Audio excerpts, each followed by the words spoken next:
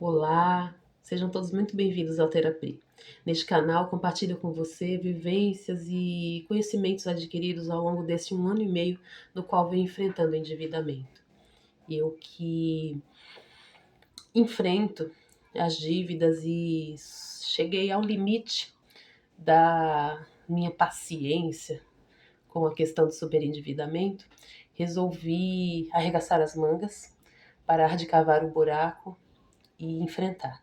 Enfrentar as ligações, enfrentar todos os boletos, enfrentar os acordos, construir nova história para mim.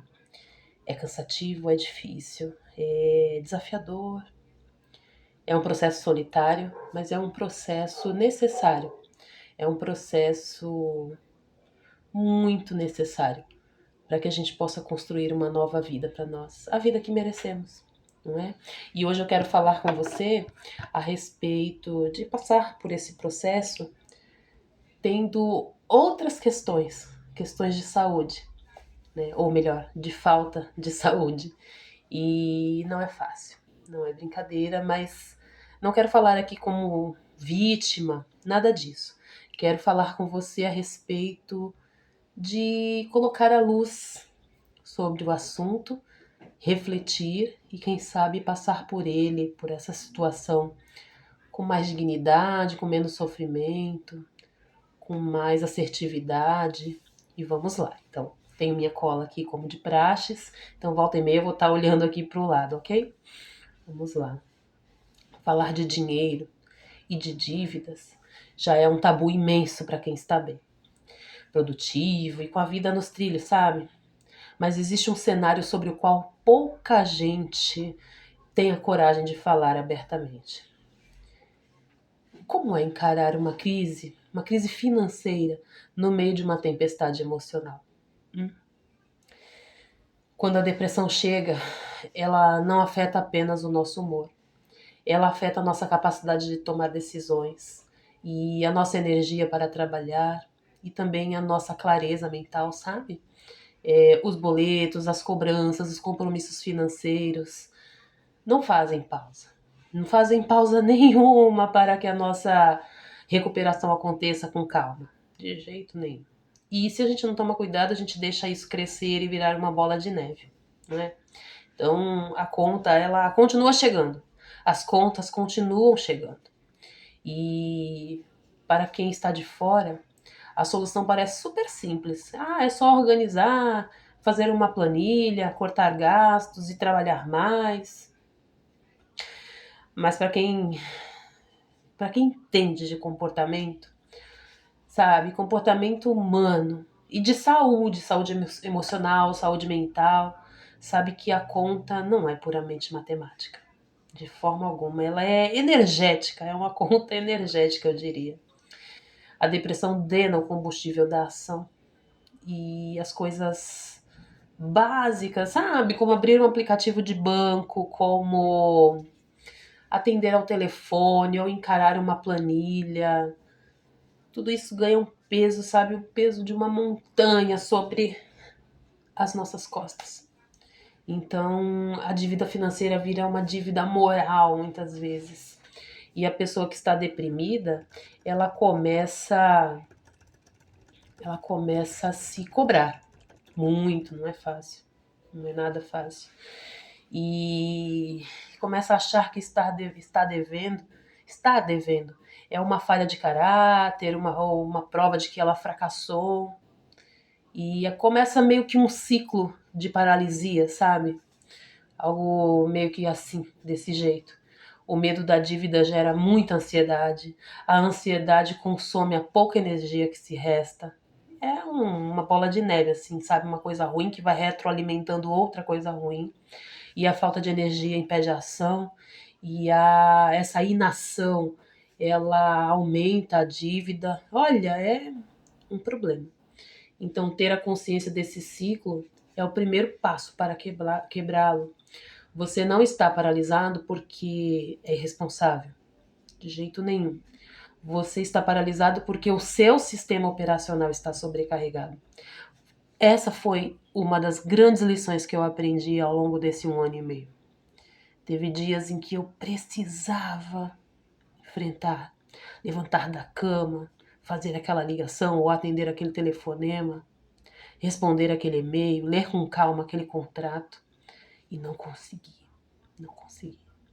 E nesses dias também foi preciso muita resiliência, porque entender que tem dias que não dá também faz parte do processo.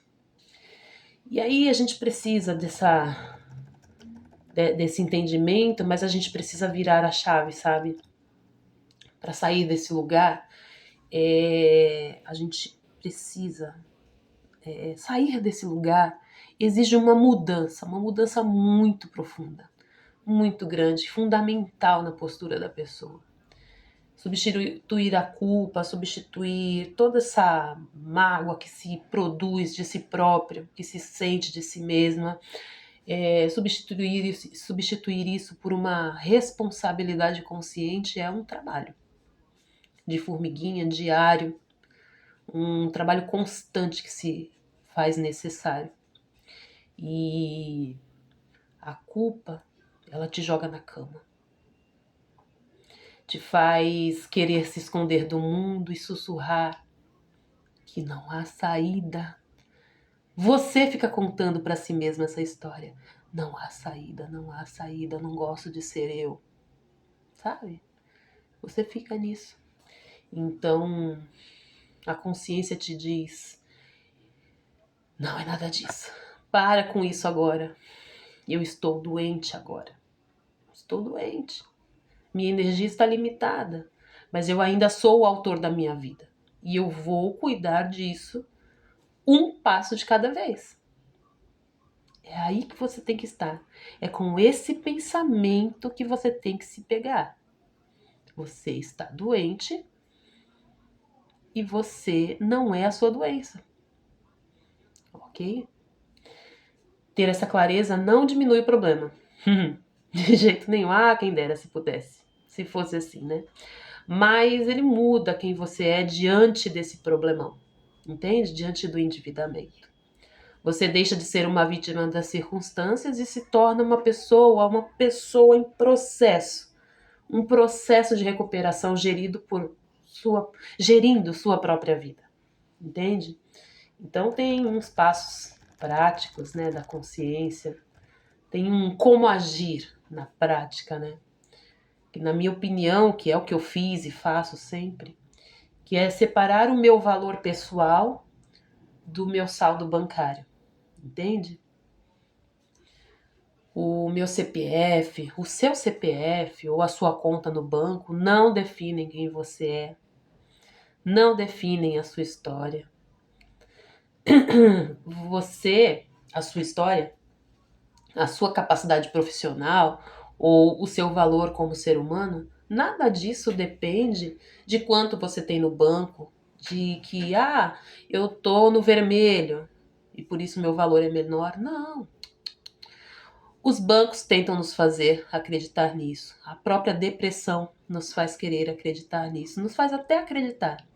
Mas a gente precisa, sim, conscientemente recuperar, revisitar aquela pessoa que somos, o grande profissional que somos, o grande ser humano que somos, que mesmo sem educação financeira se mantém de pé aí, reconstruindo a vida, ok?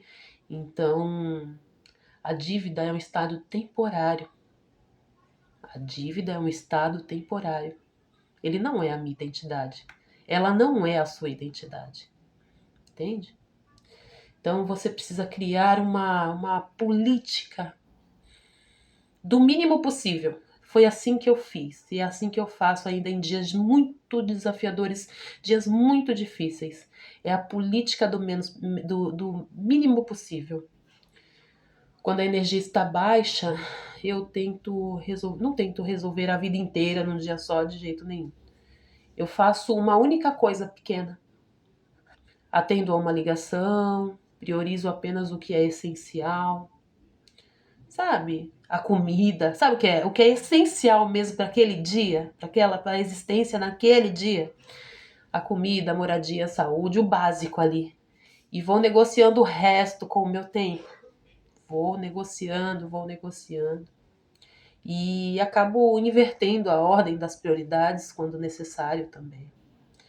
Sem saúde mental eu não produzo, você não produz. Você não trabalha, não conquista nada, não faz nada, não paga nada, entende?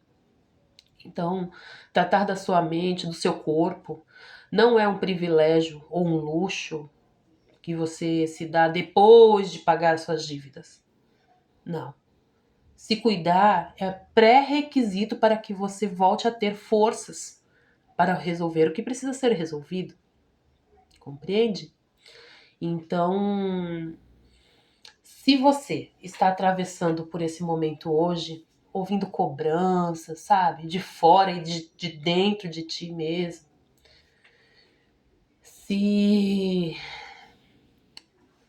Vou falar de novo. Se você está atravessando por esse momento hoje, ouvindo cobranças por fora e se cobrando terrivelmente por dentro, entenda uma coisa: reconhecer as suas limitações hoje não é desistir, de forma alguma. É ter a inteligência estratégica de quem sabe que precisa arrumar a casa interna primeiro. É isso. Então a maturidade não está em fingir que somos incríveis, mas sim em olhar para as nossas dores de frente e entender as nossas realidades, cada cada uma das nossas áreas, das nossas vidas, e dizer é difícil sim, reconhecer que é difícil sim, mas com consciência, passo a passo, e no seu tempo, no meu tempo, eu vou sair, nós vamos sair dessa situação, desse labirinto terrível. Cuide de você hoje, se cuide muitíssimo. Faça como eu, um dia de cada vez. Cuidando do que pode, do que é possível. Escolha o seu mínimo possível. E o resto a gente vai organizando no caminho. Caminhando, esperançando sem parar, sem esperar. Ok? Vamos em frente. Por hoje é só. Um grande beijo e até o próximo vídeo.